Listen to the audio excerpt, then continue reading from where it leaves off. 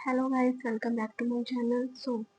जैसे कि आपको पता है कि हमारी जो सीरीज स्टार्ट हुई हुई है, हमारा जो सिलेबस है management of library and information centre DLIS 104 DLIS 116 चल रहा है।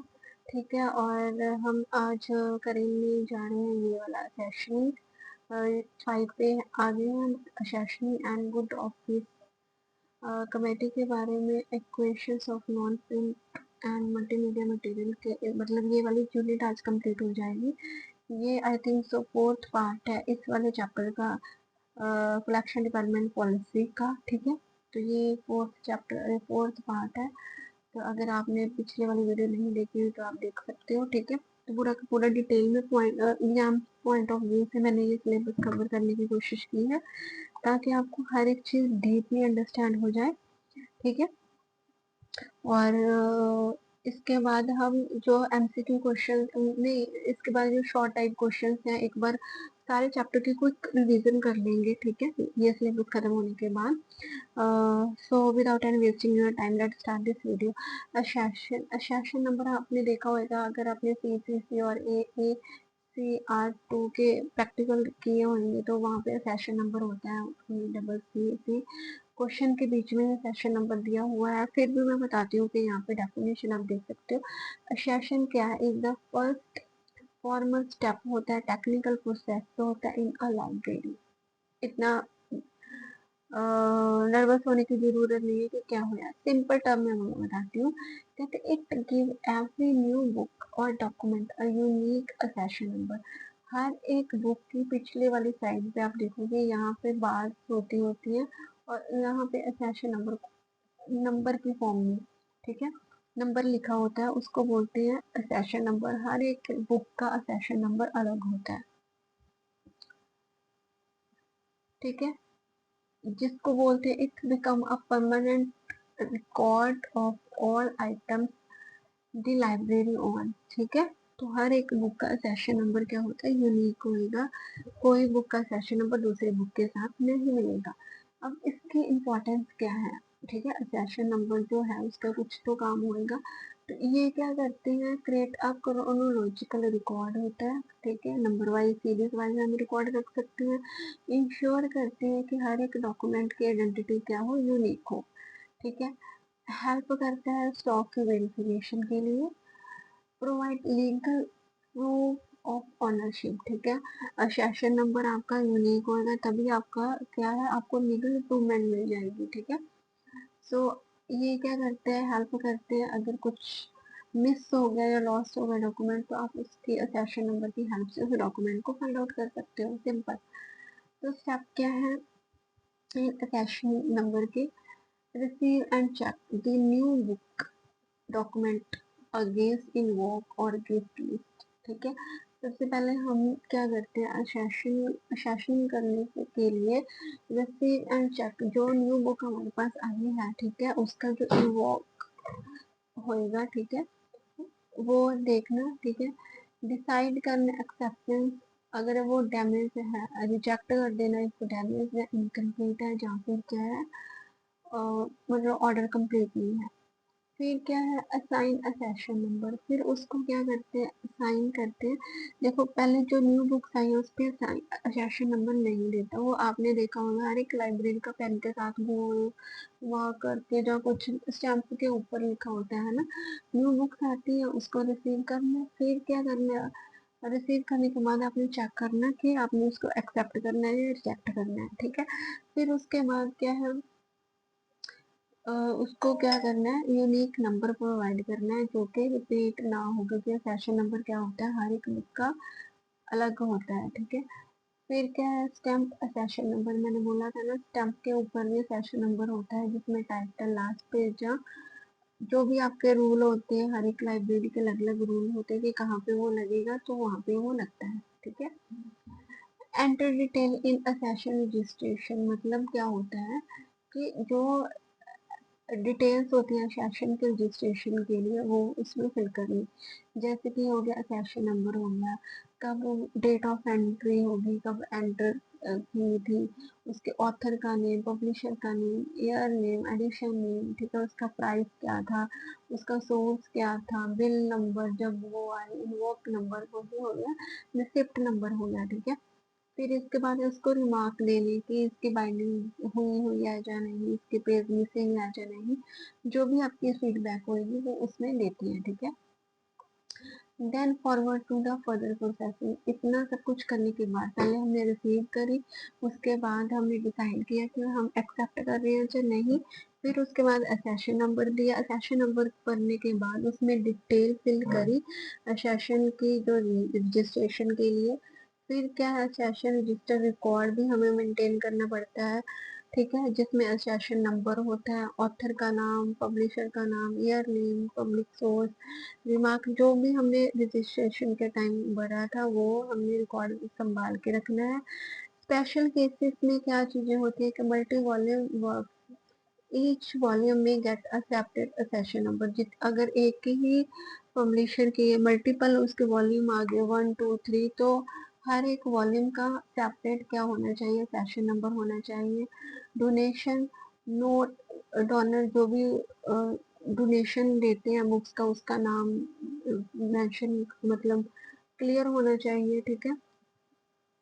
अब digital and non print, digital भी बोल देते हैं जब उसको नॉन प्रिंट, जिसको हम प्रिंट नहीं करवा सकते, ठीक है, मटेरियल, तो वो डिटेल भी आपने वहाँ पे सबमिट करवानी है, ठीक है। तो ज़्यादा कुछ खास नहीं है, बस एडवांटेज एंड डिसएडवांटेज करके आगे चलते हैं। एडवांटेज क्या है, देखो ये परमानेंट प्रूफ होता है ऑनरशिप का, क्योंकि हर एक बुक का अलग यूनिक होता है, ठीक है। ट्रेस करना इजी है क्योंकि आपने खुद असाइन किया हुआ है सेशन नंबर, तो आप ट्रेस कर सकते हो, स्टॉक वेरीफाई कर सकते हो, ठीक है। तो ये सारी चीजें। लिमिटेशन क्या होएगा, क्योंकि सेशन नंबर देने में पब्लिशर का नाम, टाइटल, ये वो करने में टाइम आपका वेस्ट होता है, मल्टीटास्किंग होता है, ठीक है। अगर आपने कुछ रॉन्ग एंट्री डाल दी, कोई सेशन नंबर रॉन्ग डाल दिया जो पहले भी किसी बुक का डाला हुआ था, तो प्रॉब्लम क्रिएट होगी, ठीक है। तो ये सारी चीजें हैं, इसमें डाटा लॉस का भी टेंशन रहता है, ठीक है। सो ओके, ये था आपका सेशनिंग करना, ठीक है। देन गुड ऑफिस कमेटी, मतलब GOD क्या होता है, डेफिनेशन हम पढ़ते हैं, ठीक है। एक वॉलेंट्री बॉडी होती है जो क्या, कब ये लॉन्च हुई थी या कब ये सेटअप हुई थी, 1962 में, ठीक है।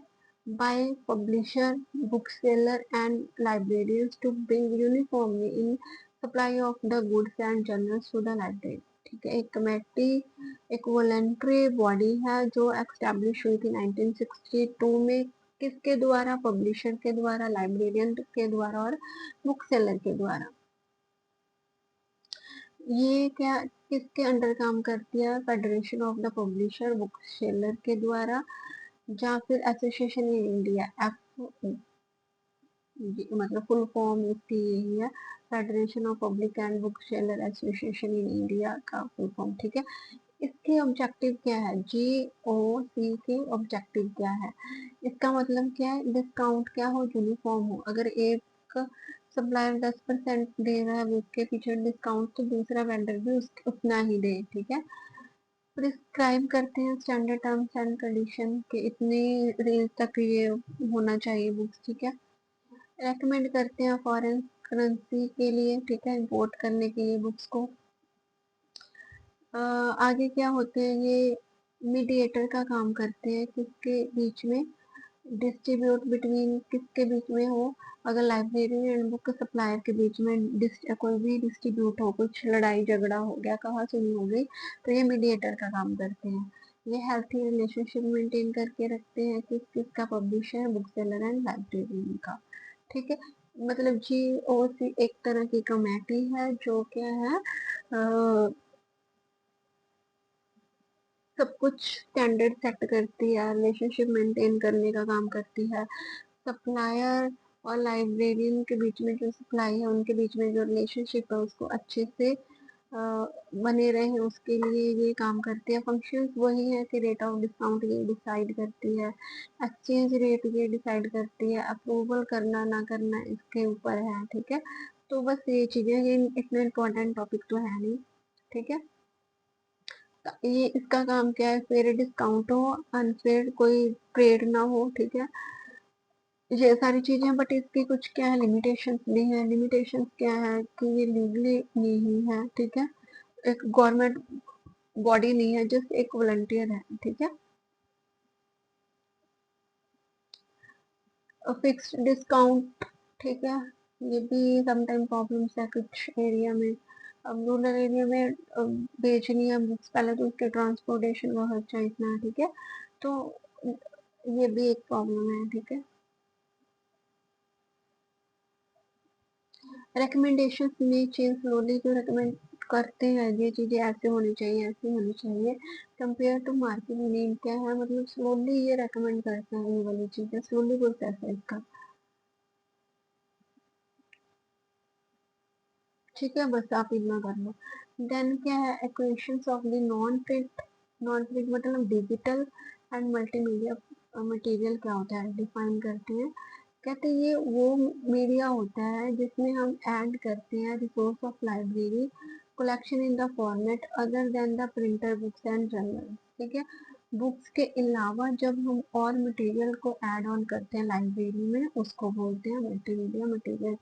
जैसे कि बुक्स के अलावा हो गया सीडी, डीवीडी, जो रे डिस्क होगी, ऑडियो बुक्स होगी, फिल्म्स हो गई, मैप्स हो गए, ग्लोबर होगी, ये सारी की सारी चीजें क्या है, मल्टीमीडिया मटेरियल है। अब इसका ऑब्जेक्टिव क्या होता है, पहले क्या हो, इसको इंक्रीज करना है ना, टीचिंग लर्निंग को और ज़्यादा सपोर्टिव करना, मैप्स वगैरह अगर लाइब्रेरी में होंगे तो और ज़्यादा पढ़ने के इंटरेस्टिंग हो जाएगा। To meet the need of the different user group, ठीक है। अब बुक्स बहुत कम देखते हैं, इसके अलावा जो यूथ है उसको लाइब्रेरी में लाने के लिए ये सारी चीजें करनी पड़ती हैं, और इससे क्या होएगा, अप टू डेट रहती है लाइब्रेरी, ठीक है। अब नो टाइप्स कौन सी अभी हमने बता रखी है, ऑडियो, वीडियो, डिजिटल, ग्राफिक्स हो गए, माइक्रोफोन हो गए, मिक्सिंग मीडिया हो गया, ठीक है, जिसमें चार्ट वगैरह होगी, कॉम्बिनेशन बुक्स होगी। तो मेथड क्या है इसके, परचेज, परचेज कहाँ से करनी है, पब्लिशर से या वेंडर से, या आप ऑनलाइन परचेज कर सकते हो सीडी डीवीडी। सब्सक्रिप्शन का क्या कहाँ से लेनी होती है, अगर आप डाटाबेस, क्योंकि ऑनलाइन अगर आप ई बुक्स दे रहे हो तो उसके लिए डाटाबेस चाहिए होता है, डाटाबेस के लिए आपको सब्सक्रिप्शन चाहिए होती है डाटाबेस लेने के लिए।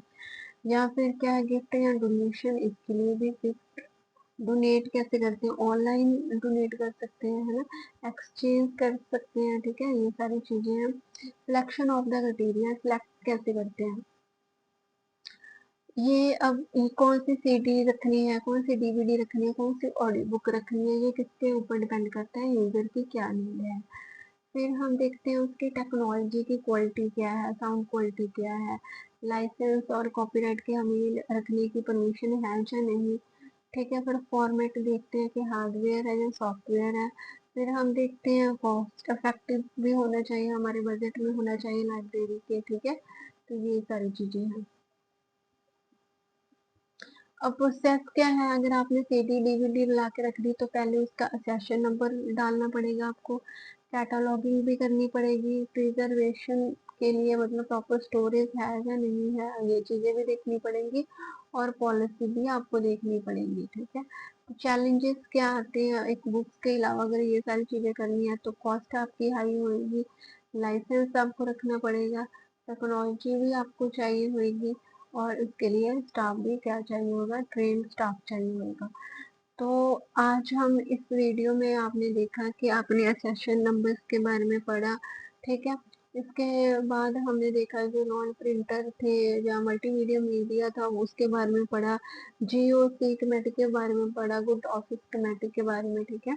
तो ये तीनों के तीनों टॉपिक कवर हो गए, और ये वाली यूनिट भी यहाँ पे कंप्लीट हो गई। Thanks for watching my video, और मेरे चैनल को प्लीज सब्सक्राइब कर लो। थैंक्स।